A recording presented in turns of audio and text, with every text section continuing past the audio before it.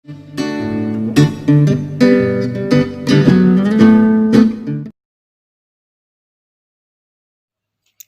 Morning friends, welcome to everyone. Organic chemistry 304ની અંદર last આપણે મેલોનિક એસ્ટર શરૂ કર્યું હતું, જેમાં આપણે મેલોનિક એસ્ટરની બનાવટ, એના ભૌતિક ગુણધર્મ અને રાસાયણિક ગુણધર્મ જે છે એ આપણે જોવાના છે. જેમાંથી આપણે બનાવટ અને ભૌતિક ગુણધર્મ જોઈ ગયા. આજે આપણે એના રાસાયણિક ગુણધર્મ જોઈએ. તો મેલોનિક એસ્ટર જે છે એ કીટો ઇનોલ ચલ રૂપકતા દર્શાવે છે. એટલે કે કીટોનનું ઇનોલમાં અને ઇનોલનું કીટોનમાં સતત એકબીજામાં રૂપાંતરિત છે, એટલે એને કીટો ઇનોલ ચલ રૂપકતા કહેવામાં આવે છે. અને એ કીટો ઇનોલ ચલ રૂપકતા શેના આધારે? તો કે એમાં રહેલા સક્રિય મિથિલિન સમૂહના આધારે કીટો ઇનોલ ચલ રૂપકતા દર્શાવે છે. એના પછી આપણે એની બનાવટ જોઈ હતી કે ક્લોરોએસિટિક એસિડ જે છે એનું પોટેશિયમ કાર્બોનેટ સાથે જ્યારે તમે ગરમ કરશો એટલે તમને પોટેશિયમ ક્લોરોએસિટેટ નિપજ તરીકે મળશે, જેમાં કાર્બોક્સિલિક સમૂહ જે છે એનો હાઇડ્રોજન રિમૂવ થઈ એની જગ્યાએ પોટેશિયમ આવે છે, અને મળતી નિપજ જે છે એનું તમે પોટેશિયમ સાયનાઇડ સાથે ગરમ કરશો તો પોટેશિયમ સાયનાઇડનો સાયનાઇડ ગ્રુપ જે છે એ જોડાય અને ક્લોરિન જે છે KCl સ્વરૂપે રિમૂવ થાય છે. અને સેકન્ડ સ્ટેપની અંદર HCl વડે જળ વિભાજન કરી અને ઇથેનોલની હાજરીમાં એસ્ટરીકરણ કરશો એટલે નિપજ તરીકે તમને મેલોનિક એસ્ટર મળશે. બરાબર. તો આ જે આ મેલોનિક એસ્ટરની બનાવટ આપણે ગયા લેક્ચરની અંદર જોઈ ગયા હતા. એના પછી ભૌતિક ગુણધર્મ જોયા કે મીઠી રંગવિહીન મીઠી વાસવાળું પ્રવાહી છે, જેમ કે આપણે એસિટોન પેલું methanol, ethanol, methyl acetate, ethyl acetate, પછી ક્લોરોફોર્મ, આ બધા જે મીઠી વાસવાળા પ્રવાહી જે છે એના જેવું મીઠી વાસવાળું રંગવિહીન પ્રવાહી છે. પાણીમાં અલ્પદ્રાવ્ય અને કાર્બનિક દ્રાવકોમાં દ્રાવ્ય છે. તેનું ઉત્કલન બિંદુ 199 ડિગ્રી સેલ્સિયસ છે. તેના અણુમાં સક્રિય મિથિલિન સમૂહ હોવાથી તે કીટો ઇનોલ ચલ રૂપકતા દર્શાવે છે. બરાબર. મેલોનિક એસ્ટરના બંને ફોર્મ જે છે કીટોન અને ઇનોલ એ બંને અસ્તિત્વ ધરાવે છે, અને બંને સંતુલિત એકબીજામાં સતત એકબીજામાં રૂપાંતરિત થયા કરે છે. બરાબર. અને એના રાસાયણિક ગુણધર્મ આપણે જોઈએ તો કેમિકલ પ્રોપર્ટીઝ, તો કે મેલોનિક એસ્ટર જે છે એની અંદર જુદી જુદી રાસાયણિક પ્રક્રિયાઓ જોવા મળે છે, અને એ રાસાયણિક પ્રક્રિયા શેના આધારે? તો કે એમાં રહેલા સક્રિય મિથિલિન સમૂહના આધારે જોવા મળે છે. તો એની અંદર આપણે ફર્સ્ટ જોઈએ તો મેલોનિક એસ્ટરની સોડિયમ ઇથોક્સાઇડ સાથે પ્રક્રિયા થવાથી મિથિલિન સમૂહના હાઇડ્રોજનનું સોડિયમ ધાતુ વડે ક્રમશઃ વિસ્થાપન થઈ અને અનુક્રમે મોનો અને ડાય સોડિયમ ક્ષાર બને છે. બરાબર. મેલોનિક એસ્ટર લીધું, એનું તમે સોડિયમ ઇથોક્સાઇડની હાજરીમાં રિએક્શન કરશો એટલે બે અણુ ઇથેનોલના, ક્યાંથી ઇથેનોલનો અણુ? એક જ અણુ. બરાબર. એક અણુ ઇથેનોલનો રિમૂવ થશે. ક્યાંથી? તો કે જ્યાં સક્રિય મિથિલિન ગ્રુપ છે એમાંથી એક હાઇડ્રોજન લઈ અને C2H5O જે છે એ સોડિયમ એમાંથી રિમૂવ થશે અને સોડિયમ કાર્બન સાથે જોડાઈ જશે, અને કાર્બન પાસેથી એક હાઇડ્રોજન લઈ અને ઇથેનોલ સ્વરૂપે C2H5OH જે છે એ શું થઈ જશે? રિમૂવ થઈ જશે, અને તમને જે નિપજ મળશે એ મોનોસોડિયમ મેલોનિક એસ્ટર મળશે. હવે જે આ મોનોસોડિયમ મેલોનિક એસ્ટર જે છે આ છે મેલોનિક એસ્ટર જ તે, પરંતુ એમાં એક સોડિયમ જોડાણો એટલે એને મોનોસોડિયમ કીધું, અને હજી કાર્બન પાસે એક હાઇડ્રોજન છે, એ હાઇડ્રોજન રિમૂવ થઈ જાય અને બીજો સોડિયમ જોડાય તો એને ડાયસોડિયમ મેલોનિક એસ્ટર કહેવામાં આવે છે. બરાબર. એટલે ફરી વખત તમે આની આ જ રિએક્શન ફરીવાર સોડિયમ ઇથોક્સાઇડ સાથે કરશો તો C2H5OH ક્યાંથી? તો કે CH2 ગ્રુપ પાસેથી સક્રિય મિથિલિન ગ્રુપ પાસે કેટલા? બે હાઇડ્રોજન છે. બંને હાઇડ્રોજન રિમૂવ થઈ અને એની જગ્યાએ બે સોડિયમ લાગી જાય તો એ જે સંયોજન બને એને ડાયસોડિયમ મેલોનિક એસ્ટર કહેવામાં આવે छे। जुओ फर्स्ट आपणे लीधुं मेलोनिक एस्टर, एनुं सोडियम इथोक्साइड साथे रिएक्शन करी, इथेनोलनो अणु रिमूव थयो अने न्या शुं जोड़ाई गयुं तो कि एक सोडियम धातु जोड़ाई गयुं अने एने मोनोसोडियम मेलोनिक एस्टर कीधुं। एनी एज रिएक्शन फरीवार तमे सोडियम इथोक्साइड साथे करो तो सेकेंड मिथेनोलनो अणु रिमूव थाय अने ए कार्बन साथे बे सोडियम जे छे सोडियम सोल्ट एनो बनावे छे एटले एने डायसोडियम सोल्ट शेनो तो कि मेलोनिक एस्टरनो कही शकीए। एटले के ए कार्बन पासे सक्रिय मिथिलीन समूह पासे बे हाइड्रोजन हता, बंने हाइड्रोजन रिमूव थया, एनी जग्याए बे सोडियम धातु एड थई एटले एने डायसोडियम मेलोनिक एस्टर कहेवामां आवे छे। बराबर, तो आ हती तमारे सोडियम इथोक्साइड साथे प्रक्रिया। एना पछी आपणे जोईए तो मेलोनिक एस्टर जे छे एनुं इनोल फॉर्म, बराबर, एना इनोल फॉर्म साथे ज्यारे तमे प्रक्रिया करशो तो इनोल फॉर्म मानो हाइड्रोजन जे छे OH ग्रुप मानो हाइड्रोजन ए इथेनोल स्वरूपे रिमूव थई जशे। सोडियम इथोक्साइड साथे प्रक्रिया करशो तो C2H5O अने साथे एने जोड़ायेलो छे ए हाइड्रोजन स्वरूपे रिमूव थई जशे अने एने जे छे ए ऑक्सिजन साथे जोड़ाई जशे अने मोनोसोडियम मेलोनिक एस्टर बनावशे अने मोनोसोडियम मेलोनिक एस्टर निपज तमने मळे छे।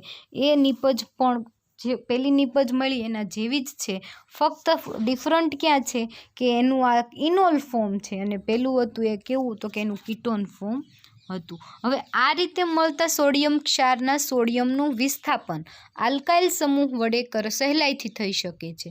बराबर, हवे जे तमने आ सोडियम सोल्ट मळ्यो, बराबर, एने तमारे रिमूव करवो होय तो आल्काइल हेलाइड।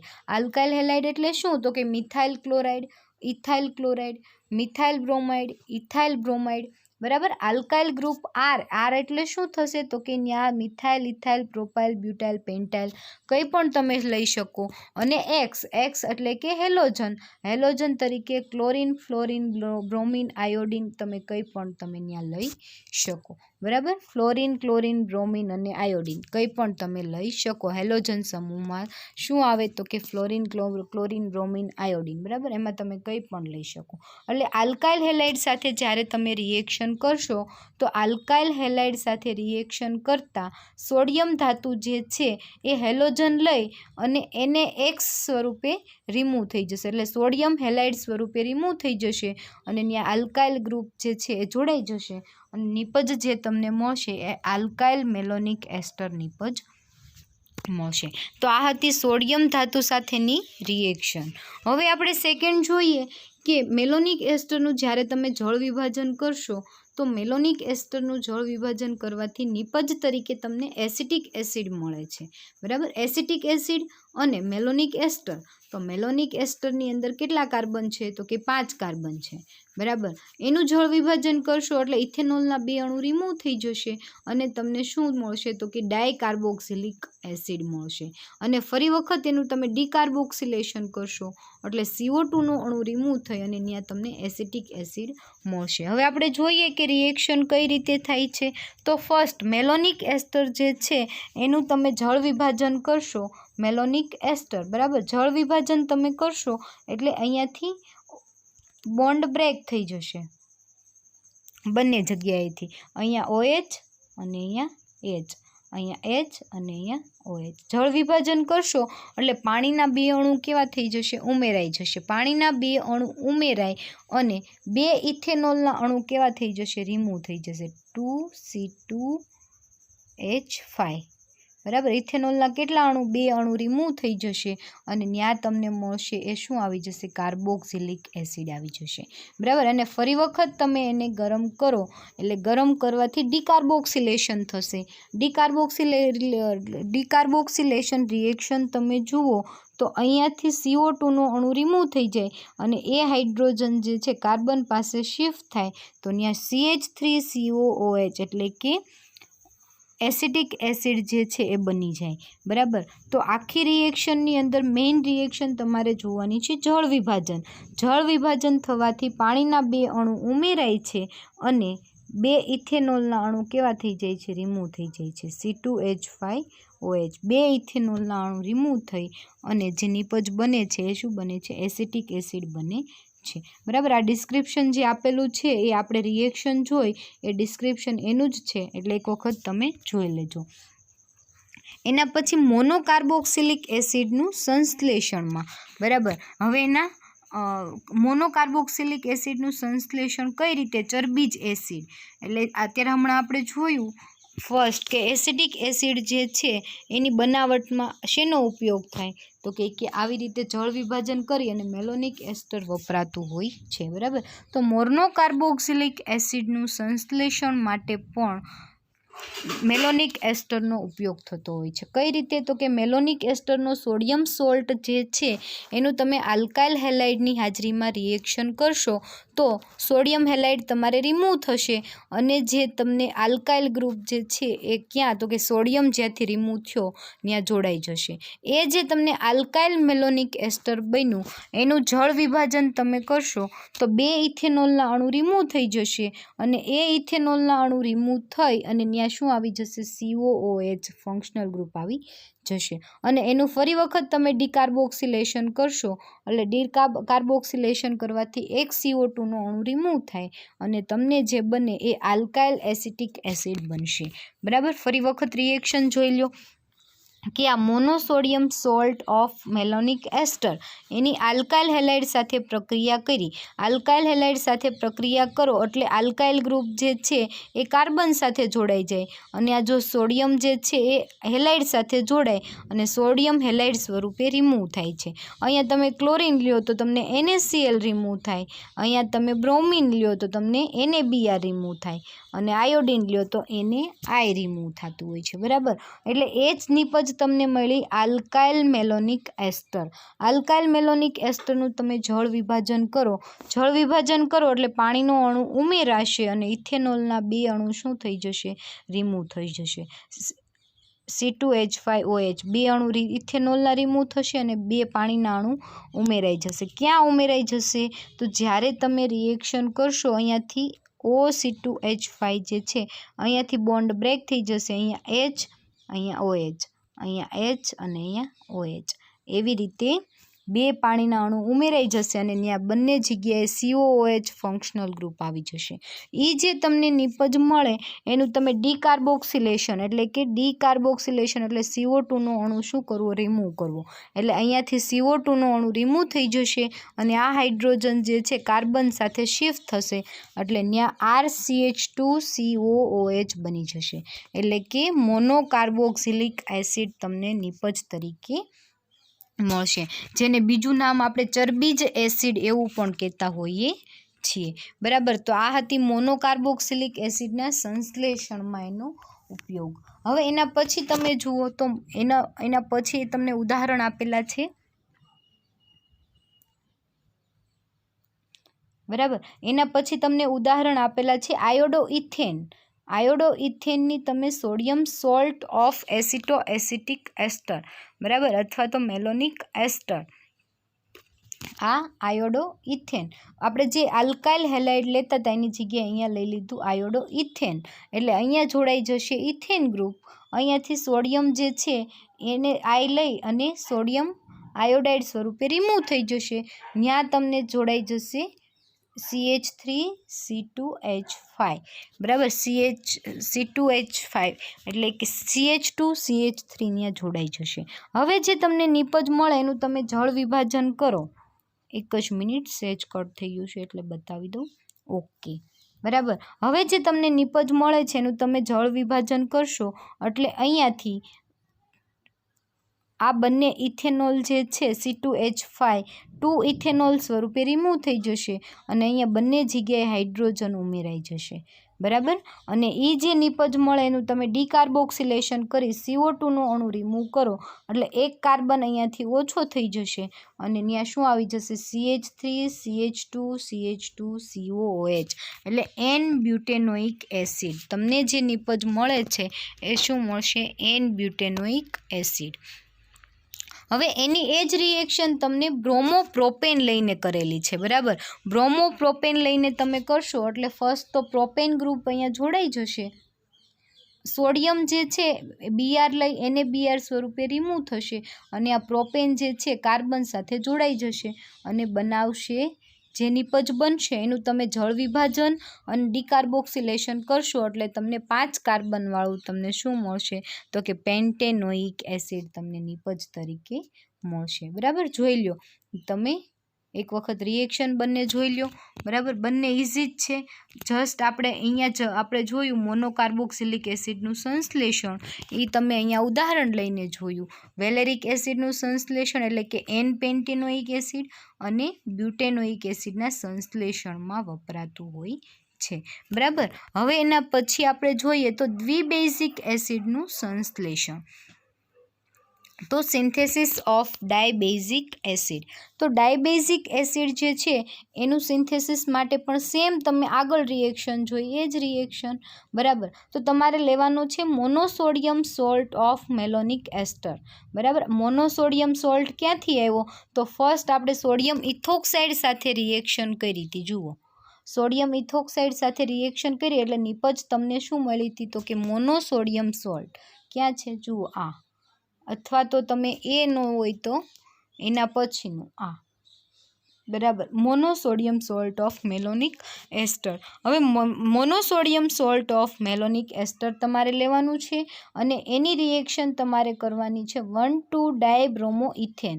એટલે ઇથેન એટલે CH2 એના પહેલા અને બીજા કાર્બન ઉપર બ્રોમિન ગ્રુપ એટલે 1,2-ડાયબ્રોમો ઇથેન, એની સાથે તમે મોનોસોડિયમ મેલોનિક એસ્ટરની રિએક્શન કરશો, નહીં ડાયસોડિયમ મેલોનિક એસ્ટર એટલે 2 સોડિયમ સોલ્ટ તમારે લેવાના છે। મોનોસોડિયમ મેલોનિક એસ્ટરના 2 અણુ લેવાના છે। બરાબર, તમારે અને 2 NaBr જે છે અહીંયાથી 2 બ્રોમિન લઈ અને 2 સોડિયમ જે છે NaBr સ્વરૂપે રિમૂવ થઈ જશે અને ત્યાં શું આવી જશે આખો ઇથેનનો પરમાણુ જે છે એ જોડાઈ જશે। હવે જે તમને ઇથેનનો અણુ જોડાઈ ગયો એનું તમે જળ વિભાજન કરશો અને ડીકાર્બોક્સિલેશન કરશો એટલે નિપજ તરીકે તમને મળશે એડેપિક એસિડ।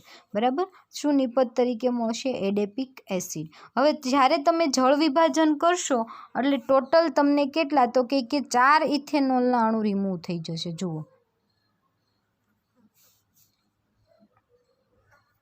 બરાબર, આ 4 ઇથેનોલના અણુ OH લઈ અને રિમૂવ થઈ જશે અને 2H2 પાણીના 4 અણુ જે છે એ ઉમેરાઈ જશે। કેટલા તો કે 4 અણુ પાણીના ઉમેરાઈ જશે। અહીંયા બધે હાઇડ્રોજન અને અહીંયા બધે OH, 4 OH અને 4 હાઇડ્રોજન જે છે એનું જળ વિભાજન થઈ અને તમને નિપજ તરીકે મળે। એ નિપજ જે છે એનું તમે ડીકાર્બોક્સિલેશન કરો। ડીકાર્બોક્સિલેશન કરો એટલે ડીકાર્બોક્સિલેશન કરતાં 2 અણુ CO2ના ફર્સ્ટ અને થર્ડ એ બંને CO2ના અણુ રિમૂવ થઈ જશે અને 2 COOH ગ્રુપ આવી જશે। 2 એડેપિક એસિડના અણુ જે છે એ તમને એડેપિક એસિડ જે છે 6 કાર્બનવાળું એ તમને મળશે નિપજ તરીકે। બરાબર, તો આ હતું ડાયબેઝિક એસિડની બનાવટમાં। એડેપિક એસિડ જે છે એમાં 2 COOH ગ્રુપ આવેલા છે એટલે એને કેવું તો કે ડાયબેઝિક એસિડ કીધું।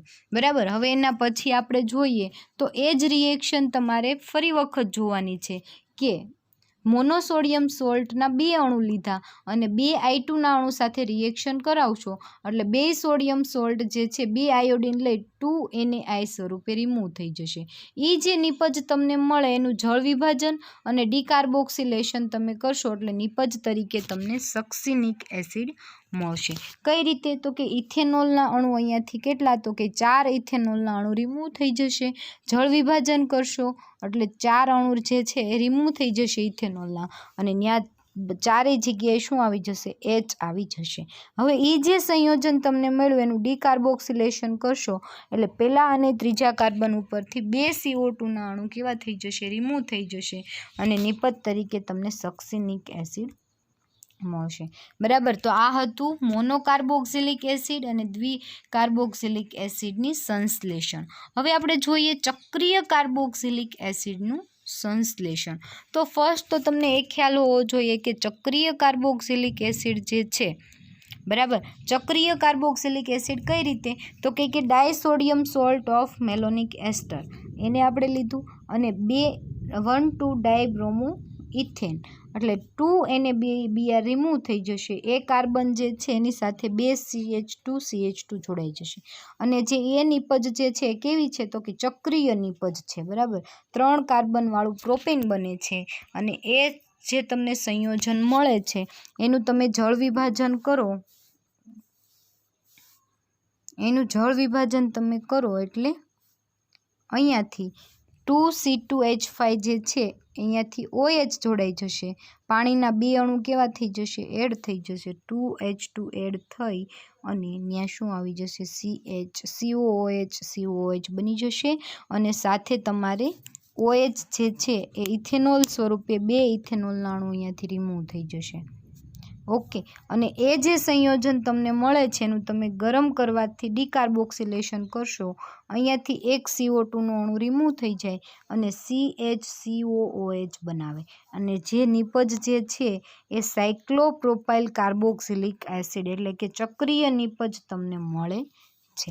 એટલે ચક્રીય નિપજ માટે ચક્રીય સંયોજનના સંશ્લેષણ માટે પણ શેનો ઉપયોગ થાય છે? મોનોકાર્બોક્સિલિક એસિડનો ઉપયોગ થાય છે, બરાબર. હવે આપણે જોઈએ એના પછી સંતૃપ્ત એસિડનું સંશ્લેષણ. તો સંતૃપ્ત એસિડ એટલે શું એ તમને ખ્યાલ હોવો જોઈએ. તો સંતૃપ્ત એસિડ એટલે કે એવો એસિડ કે જેની અંદર કાર્બન કાર્બન ડબલ બોન્ડ આવેલો હોય. તો એ કેવો થાય? અસંતૃપ્ત એસિડ, બરાબર. સંતૃપ્ત અને અસંતૃપ્ત કોને કહેવાય? તો એવા કાર્બનિક સંયોજનો કે જેની અંદર કાર્બન કાર્બન ડબલ બોન્ડ આવેલો હોય તો એને અસંતૃપ્ત સંયોજન કહેવામાં આવે છે. અને એવો કાર્બનિક સંયોજન કે જેમાં કાર્બન કાર્બન ડબલ બોન્ડ આવેલો હોતો નથી તો એને કેવું? તો કે સંતૃપ્ત એસિડ કહેવામાં આવે છે. તો હવે જ્યારે આપણે મેલોનિક એસ્ટર, બરાબર. હવે આપણે સોડિયમ સોલ્ટની રિએક્શન કરતા નથી, પરંતુ હવે મેલોનિક એસ્ટર જે છે એ મેલોનિક એસ્ટરની આલ્ડીહાઇડ સાથે રિએક્શન કરો તો શું થશે? તો કે પાણીનો અણુ રિમૂવ થશે. એટલે કે જ્યારે મેલોનિક એસ્ટરનું આલ્ડીહાઇડ સાથે રિએક્શન કરશો તો પાણીનો અણુ રિમૂવ થશે. ક્યાંથી? તો કે આલ્ડીહાઇડમાંનો ઓક્સિજન, બરાબર. આલ્ડીહાઇડમાંનો ઓક્સિજન અને CH2માંના 2 હાઇડ્રોજન જોડાય અને પાણીનો અણુ રિમૂવ કરશે. અને જે સંયોજન બનાવશે એનું તમે આગળ જળ વિભાજન અને ડીકાર્બોક્સિલેશન કરશો એટલે આલ્ફા બીટા અસંતૃપ્ત એસિડ મળશે. હવે એનું ઉદાહરણ આપણે જોઈએ તો ક્રોટોનિક એસિડ, બરાબર. ક્રોટોનિક એસિડનું બનાવટમાં એટલે કે ક્રોટોનિક એસિડની જ્યારે તમે એસિટાલ્ડીહાઇડ અને મેલોનિક એસ્ટરની રિએક્શન કરશો, પિરિડિનની હાજરીમાં પાણીનો અણુ રિમૂવ થશે અને જે સંયોજન તમને મળશે એનું આગળ તમે જળ વિભાજન અને એને ગરમ કરી અને ડીકાર્બોક્સિલેશન કરશો એટલે ક્રોટોનિક એસિડ મળશે. આખી રિએક્શન દરમિયાન શું થાય છે? તો કે આલ્ડીહાઇડ સાથે જ્યારે તમે રિએક્શન કરો છો એટલે C ડબલ બોન્ડ O અને H આવી રીતે હશે. એમાંથી ઓક્સિજન જે છે એ ડબલ બોન્ડથી બ્રેક થઈ જશે. એ હાઇડ્રોજન લઈ અને H2O સ્વરૂપે રિમૂવ થશે અને કાર્બન વચ્ચે ડબલ બોન્ડ ક્રિએટ થઈ જશે. હવે જે સંયોજન તમને મળ્યું અહીંયા એનું તમે જળ વિભાજન કરશો એટલે પાણીના 2 અણુ, બરાબર. અહીંયા OH, અહીંયા H અને OH અને H એવી રીતે પાણીના 2 અણુ ઉમેરાઈ જશે અને જળ વિભાજન કરશો એટલે ઇથેનોલના 2 અણુ અહીંયાથી રિમૂવ થઈ જશે, બરાબર. C2H5 2 ઇથેનોલના અણુ શું થશે? રિમૂવ થશે. હવે જે તમને સંયોજન મળ્યું એનું તમે ડીકાર્બોક્સિલેશન કરશો તો ડીકાર્બોક્સિલેશન કરતાં એક CO2નો અણુ કેવો થઈ જશે? રિમૂવ થઈ જશે અને આલ્ફા બીટા અસંતૃપ્ત એસિડ તમને મળશે. એવી જ રીતે તમે ક્રોટોનિક એસિડ બનાવો તો એસિટાલ્ડીહાઇડ લેવાનું છે અને એની રિએક્શન તમે જ્યારે મેલોનિક એસ્ટર સાથે પિરિડિનની હાજરીમાં કરશો તો અહીંયાથી OH, અહીંયાથી ઓક્સિજન અને અહીંયાથી 2 હાઇડ્રોજન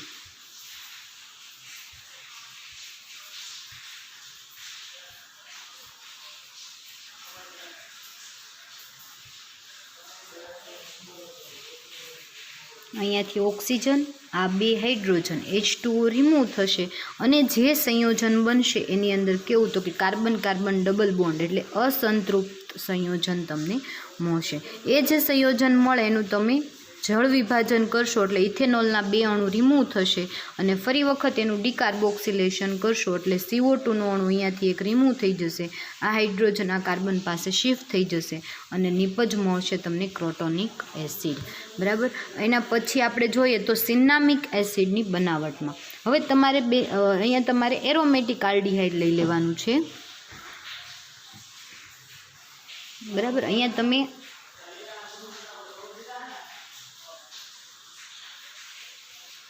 સિન્નામિક એસિડ જે છે એનું તમે સેમ એ જ રિએક્શન તમે બેન્ઝાલ્ડીહાઇડની જ્યારે મેલોનિક એસ્ટર સાથે રિએક્શન કરશો ત્યારે શું થશે તો કે આલ્ડીહાઇડ જે છે એમાં રહેલો C double bond O break થશે અને CH2માંના આ સક્રિય મિથિલિન ગ્રુપ છે CH2માંના 2 હાઇડ્રોજન લઈ H2O સ્વરૂપે રિમૂવ થશે અને કાર્બન ડબલ બોન્ડ ક્રિએટ થઈ જશે. બરાબર. અને એની સાથે જોડાયેલી બેન્ઝીન રિંગ છે. બરાબર. આપણે શું લીધું છે? બેન્ઝાલ્ડીહાઇડ લીધું છે એટલા માટે. અને જે તમને આ નિપજ મળે છે એ નિપજનું તમે જળ વિભાજન કરી અને જળ વિભાજન કરશો એટલે 2 ઇથેનોલના અણુ રિમૂવ થઈ જશે અને બંને જગ્યાએ કાર્બોક્સિલિક ગ્રુપ આવી જશે. બરાબર. જ્યારે જળ વિભાજન કરશો ત્યારે 2 પાણીના અણુ ઉમેરાઈ જશે અને 2 ઇથેનોલના અણુ શું થઈ જશે? 2 ઇથેનોલના અણુ રિમૂવ થશે. બરાબર. તમારે આ રિએક્શન જે છે એ સેમ તમારે બધા સ્ટેપમાં એક જ રિએક્શન બતાવે છે.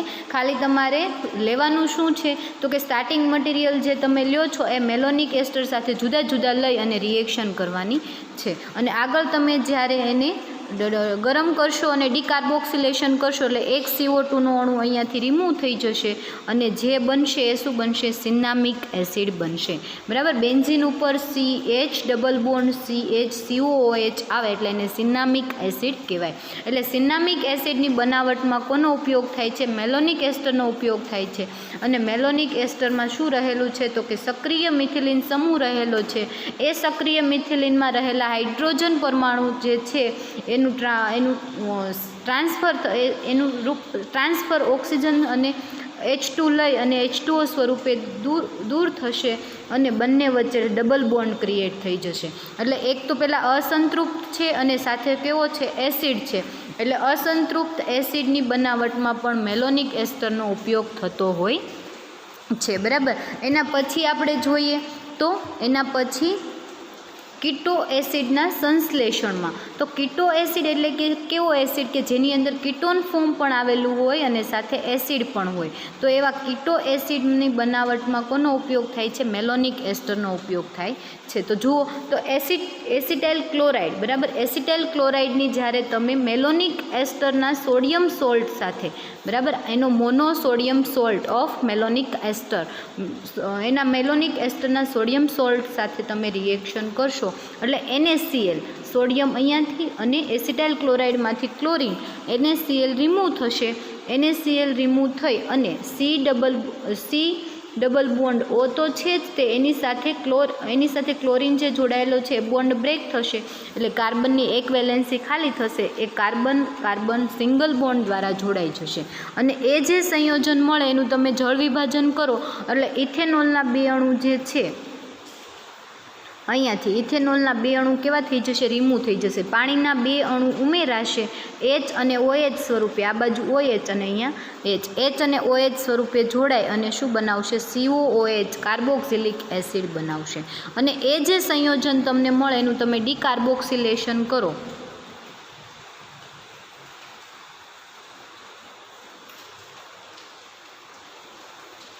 બરાબર. ડિકાર્બોક્સિલેશન તમે કરશો એટલે CO2નો અણુ અહીંયાથી એક રિમૂવ થશે. આ હાઇડ્રોજન કાર્બન પાસે શિફ્ટ થઈ જશે અને જે બનાવશે શું બનાવશે? કીટો એસિડ બનાવશે. નીચે તમને એક એક્ઝામ્પલ આપેલું છે એસિટો એસિટિક એસિડની બનાવટમાં. બરાબર. એસિટો એસિટિક એસિડની બનાવટમાં કોનો ઉપયોગ થાય છે તો કે મેલોનિક એસ્ટરનો ઉપયોગ થાય છે. એસિટાઇલ ક્લોરાઇડની જ્યારે તમે મેલોનિક એસ્ટરના સોડિયમ સોલ્ટ સાથે રિએક્શન કરશો તો અહીંયાથી ક્લોરિન અહીંયાથી NaCl રિમૂવ થશે અને બંને જે છે એ જોડાઈ જશે. એ જે તમને સંયોજન મળે એનું તમે જળ વિભાજન કરો એટલે આ સાઈડ OH આ બાજુ HOH 2 પાણીના અણુ ઉમેરાય અને 2 ઇથેનોલના અણુ શું થશે? 2C2H5 રિમૂવ થઈ જશે. એ સંયોજન તમને મળે એનું તમે ડીકાર્બોક્સિલેશન કરો એટલે એક CO2નું અણુ રિમૂવ થાય અને હાઇડ્રોજન અહીંયા શિફ્ટ થશે અને જે બનશે એસિટો એસિટિક એસ્ટર બનશે. જોઈ લો એક વખત કીટો એસિડની રિએક્શન. હવે કીટો એસિડની રિએક્શન જે બતાવે છે એ પણ કોના જેવી છે તો કે તમે જે જુઓ છો આગળથી એ જ રિએક્શન બધાની અંદર રિએક્શન કેવી છે તો કે સેમ છે. ફર્સ્ટ શું કરવાનું છે તો કે આપણે લેવાનું છે કાં તો મેલોનિક એસ્ટર અને કાં મેલોનિક એસ્ટરનો સોડિયમ સોલ્ટ.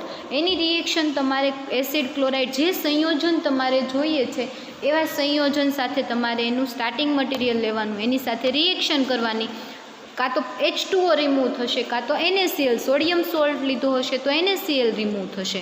બરાબર. અને જે સંયોજન તમને મળે એનું તમે જળ વિભાજન કરો એટલે પાણીના 2 અણુ ઉમેરાય.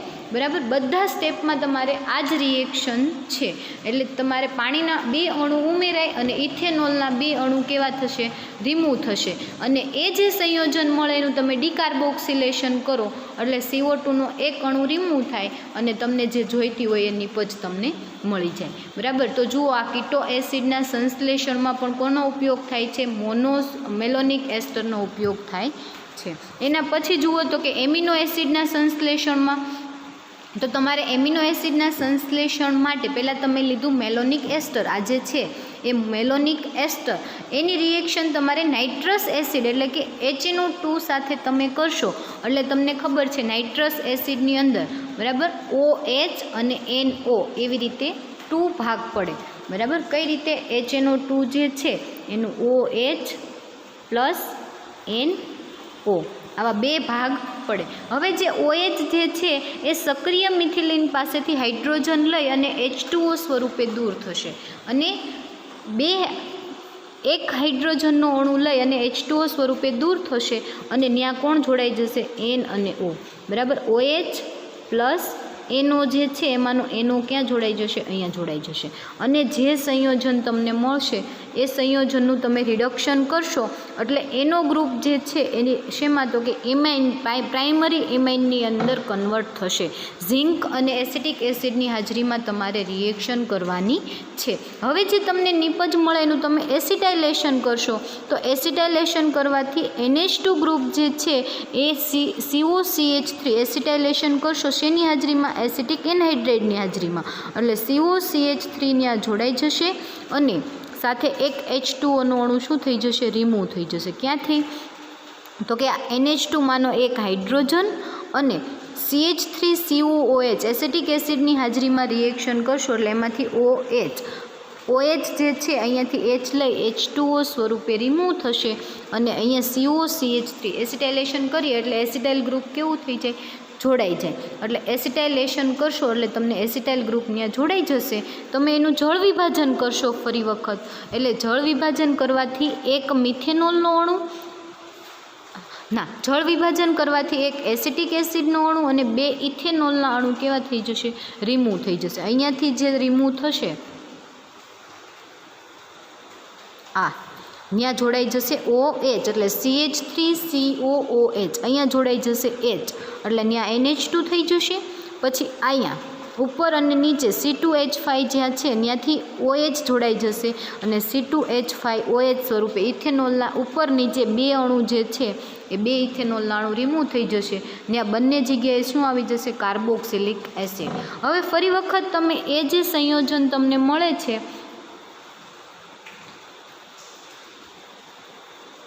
અહીંયા આ જે સંયોજન તમને મળે છે એનું તમે ડીકાર્બોક્સિલેશન કરશો એટલે CO2નો અણુ રિમૂવ થઈ જશે, હાઇડ્રોજન CH પાસે શિફ્ટ થઈ જશે એટલે નવું સંયોજન NH2 CH2 COOH એટલે કે ગ્લાયસિન મળશે અથવા તો એને એમિનો એસિટિક એસિડ પણ આપણે કહી શકીએ છીએ અથવા તો એને ગ્લાયસિન પણ કહેવાય. એટલે એમિનો એસિડના સંશ્લેષણમાં પણ કોણ વપરાય છે? મેલોનિક એસ્ટર વપરાય છે. બરાબર. એના પછી તમે જુઓ વિષમ ચક્રીય સંયોજન એટલે હિટ્રોસાયક્લિક સંયોજનની બનાવટમાં કોનો ઉપયોગ થાય છે? મેલોનિક એસ્ટરનો. તો કઈ રીતે? તો કે યુરિયાની રિએક્શન કરવાની છે તમારે મેલોનિક એસ્ટર સાથે. આ યુરિયા NH2CO NH2 એટલે કે યુરિયા અને આ મેલોનિક એસ્ટર એનો સક્રિય મિથિલિન ગ્રુપ, બરાબર. હવે સક્રિય મિથિલિન ગ્રુપ સાથે રિએક્શન નહીં થાય, પરંતુ ફક્ત ઇથેનોલના 2 અણુ અહીંયાથી OC2H5 અહીંયાથી H, 2 ઇથેનોલના અણુ અહીંયાથી OC2H5 અહીંયાથી H. જુઓ મેં તમને યલો કલરના ડોટ દ્વારા બતાવેલું છે, બરાબર. NH2 માનો એક H અને ઇથેનોલમાંનો C2H5. અહીંયા NH2 માનો H, અહીંયા C2H5OH. એટલે ઇથેનોલના 2 અણુ રિમૂવ થશે. આ કાર્બન ડાયરેક્ટ નાઇટ્રોજન સાથે જોડાઈ જશે અને આ કાર્બન ડાયરેક્ટ અહીંયા નાઇટ્રોજન સાથે. એટલે NHCO એટલે કે બાર્બિટ્યુરિક એસિડ, બરાબર. વિષમ ચક્રીય સંયોજન એટલે શું એ તમને ખ્યાલ હોવો જોઈએ. તો કે એવા સાયક્લિક સંયોજન કે જેની અંદર વિષમ પરમાણુ આવેલો હોય, અને વિષમ પરમાણુ એટલે કે કાર્બન અને હાઇડ્રોજન સિવાયનો ઓક્સિજન, નાઇટ્રોજન, સલ્ફર કે ફોસ્ફરસ તત્વ આવેલું હોય, એવા ચક્રીય કાર્બનિક સંયોજનને વિષમ ચક્રીય સંયોજન કહેવામાં આવે છે, બરાબર. તો આ હતું વિષમ ચક્રીય સંયોજનના સંશ્લેષણમાં. હવે આના પછી તમારે એટલી રાસાયણિક રિએક્શન હતી કે મેલોનિક એસ્ટર જે છે, બરાબર, કેટલી રાસાયણિક પ્રક્રિયા બતાવે છે એ. તો આપણે ફરી એક વખત નજર કરી જોઈએ કે મેલોનિક એસ્ટર જે છે, બરાબર, એની અંદર કેટલી રાસાયણિક આપણે બનાવટ અને ભૌતિક ગુણધર્મ તો જોઈ ગયા, પરંતુ હવે એની રાસાયણિક ગુણધર્મ એક ફરીવાર નજર કરી લઈએ. તો ફર્સ્ટ તો એનો સોડિયમ સોલ્ટ બનવા માટે, બરાબર, એનો સોડિયમ સોલ્ટ જે બને છે એનો ઉપયોગ આપણે આગળ કોઈ પણ બનાવટમાં કરી શકીએ છીએ. તો એનો મોનોસોડિયમ સોલ્ટ અને ડાયસોડિયમ સોલ્ટ, આ મોનોસોડિયમ સોલ્ટ, આ ડાયસોડિયમ સોલ્ટ, બરાબર.